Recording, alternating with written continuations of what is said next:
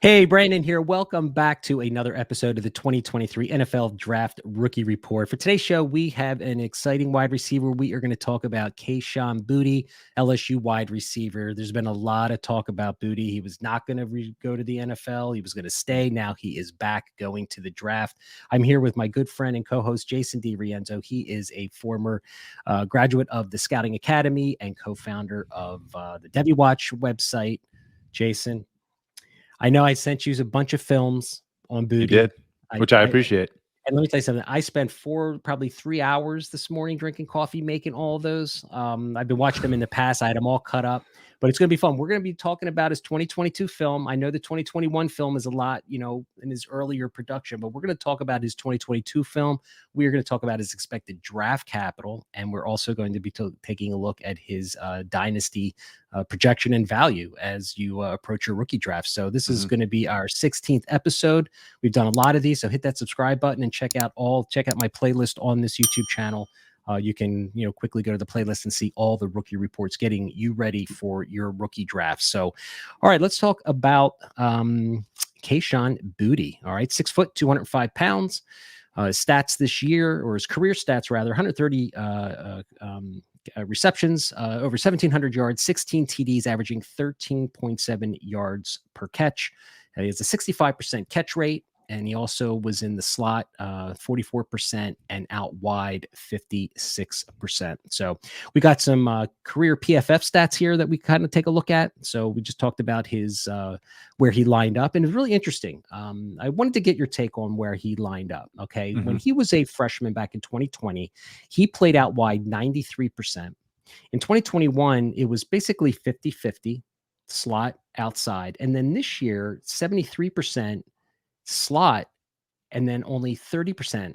And after week 3 of this year, he was primarily out of the slot. So that 30% was the first 3 weeks of the season, because an announcer, when I was cutting up film, was talking about how they completely changed where he was playing after the first 3 weeks and put him in the slot. What is that does that say anything to you? Yeah, it does. It means that he wasn't prepared to, beat out on the outside against defenders. And I think maybe this says a lot about Malik Neighbors too, that he stepped up and he just was the better outside receiver this season. Oh, he was. He's an exciting. I got him in my top 5 Devy ranks wide receivers, buddy. I don't blame you. And as I go through, that might happen with me too. Yeah. So catch percentage, we talked about 65%, yards per reception, 13.7. So that kind of shows you he's a little bit of a vertical, not so much this year, but last year and his previous years, he had a lot more vertical receptions. Average depth of target is 11. That's kind of, in the same realm. His yak per reception, his yards after catch was 6.4. Didn't see a lot of that in his 2022 film. But they were saying that he was coming off the ankle injury. He may have not been 100%, but we watched the film this year, guys. And this is really what a lot of people, when we were going to talk about Boutte here, a lot of people are going to be like, oh yeah, but regardless of this year, but previous years, he was really explosive. But I mean, I don't think he was nicked up the whole season.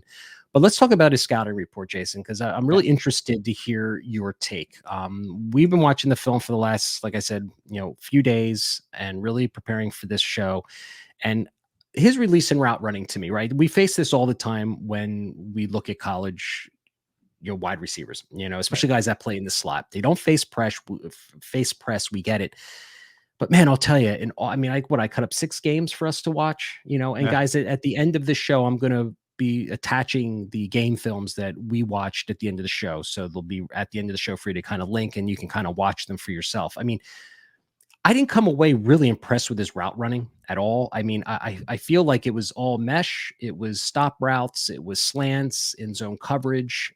Did have a couple downfield patterns against the Texas A&M. He had a couple vertical ones, but even a lot of underthrown balls. Cause I mean, Daniels wasn't getting the ball, and Newsheimer, I think his name is, he was also, he's an impressive player as well.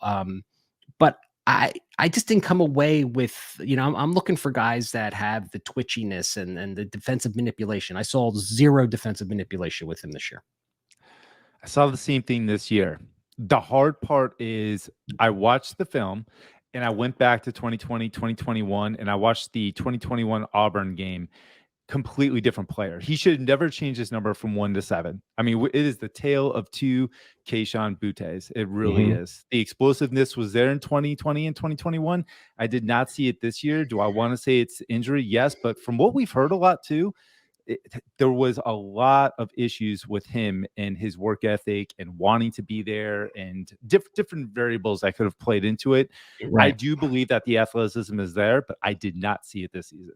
I would agree. Now, his acceleration and speed is the next trait we talk about.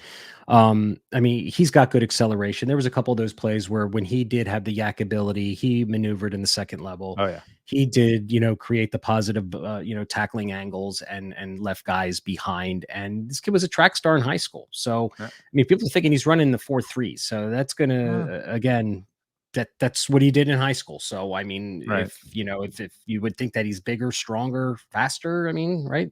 You would Um, think. Yeah, I don't know if I saw 4.3s. yeah, Low well, 4.4s, I feel comfortable with. yeah, but I mean, I'm not saying I saw that on the field, but that's what he Gotcha. did run at some point. They're going to get all lathered up for and work really on that 40 time. You know what I'm saying? Yeah, That's what they're going to of course do they are. is, for the next, 2 months. So his ball skills and hands. Let's talk about his ball skills and hands. Yeah.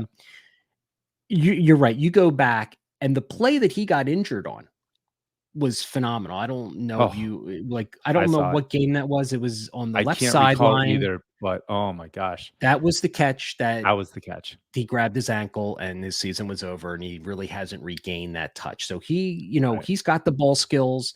He has a 12% drop rate through his 3-year career. Now, when you watch the film this year, he had some drops. I don't feel Mhm. like he physically attacks the ball when it's coming to him. I think he kind of is a little passive when he goes, he waits for it to come here where he doesn't, grab it. And as soon as contact was there, he didn't seem to hold on to the ball. Did you see the same thing? I saw the same thing. I saw it this season. This Mhm. season, I did see that. I saw laziness almost with him framing his hands to the ball and trying to reel it in. It was very disappointing. Not what I saw from the first 2 years. Okay. So his yards after catch, again, back in 21, early in his career, he was this explosive athlete. I mean, I did a Mhm. film review on him last summer and again on this YouTube channel, and we were talking about just he was going to be one of the first guys drafted in the draft this year because of that Right. explosiveness and his yards after catch. So he's got that ability. We saw it on the film in 2021. His physicality and athleticism. Look, he's an athlete, right? I have in here. He's a flexible athlete. I think he's athletic when he wants to be. I didn't find him to be overly physical in 2 points. Number one, at the catch point, I didn't think he had that my ball mentality. Like go up and get this ball is mine.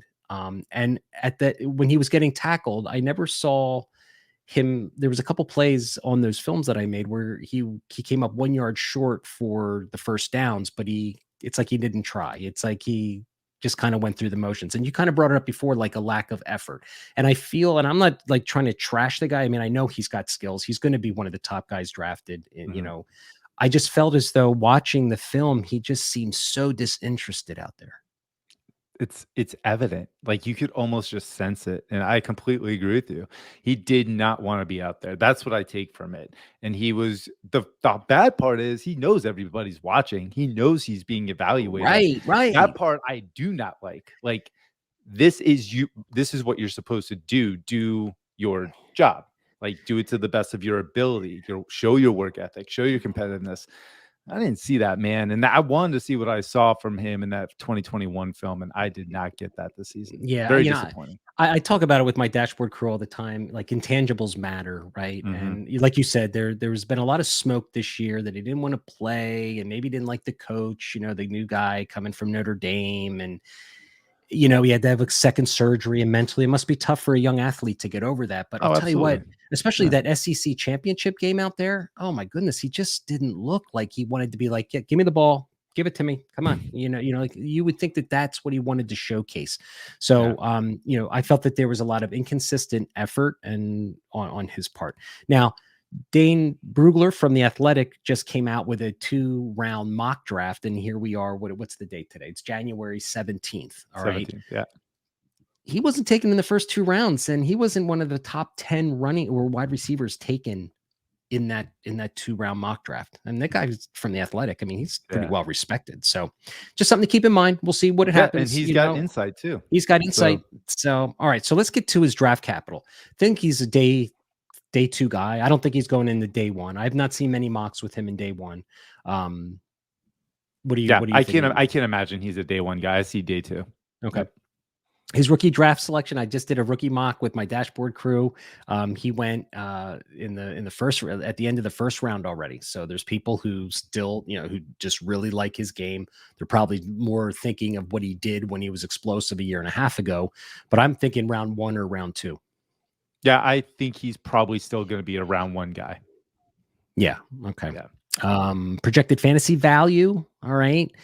I got him a wide receiver 3 or 4. I don't know if I see him.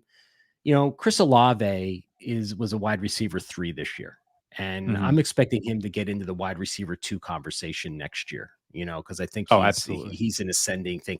I don't know if I see that same path for Boutte right now. Yeah, he's a tough one, man. If you watch the 2020-2021 film, you'll say, oh, for sure. Like absolutely 100% this season. It's so tough. I have wide receiver 2 upside with wide receiver, like a solid wide receiver 3. Yeah. We went through this with George Pickens last year, you and I.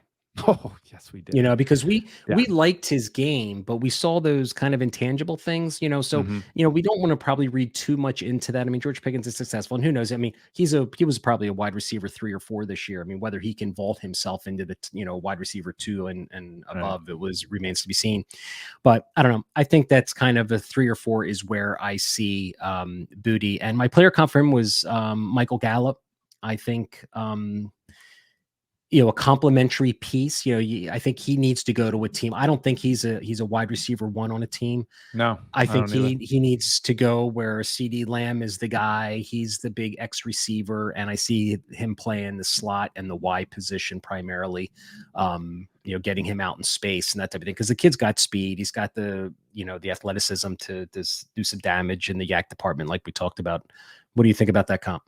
Yeah, I like that comp a lot. As a matter of fact, that was one I was thinking of. The only reason I didn't choose it because I do think he's got pretty good speed and he's a better athlete than Michael Gallup. But that's why my comp is going to be more so Torrey Smith. And I think Kayshon Boutte can get on the outside. I think it's there. Someone's just got to pull out that talent and get him on track. And I think we could see a special player. I just can't buy into it right now based on what we saw in 22. Yeah. I mean, it's kind of tough, but we have 2.5 more months. I mean, it's going to be really interesting when people interview him and kind of talk about his challenges with his injury and all that, and see what kind of But to your point earlier, Malik Neighbors rocked this year, and he looks like the guy that I was talking about, the physicality, the guy who says, you know what, the ball's up in the air. That's my ball. That's not like, if it gets to me, I'm going to like try and snag it. I mean, he was the guy that went up and got it. Impressive player, Malik Neighbors. He's the next great LSU wide receiver for sure. I completely agree with you. Watch the film on Neighbors. You're going to come away impressed. Yeah. Well, I got some coming up on the channel. So there we go. All right. Thanks for watching, everyone. Again, hit that subscribe button. We're going to do shows like this for all of our rookies. We're just giving you our honest opinion on what we see. We try not to just go with the herd. We're going to, we watch the film and watch a lot of it and love bringing a different perspective to you, an honest perspective of what we think of these rookies. So thanks for watching. And Jason, as always, man, pleasure having you here, buddy. Thank you, buddy. Pleasure being on. See you.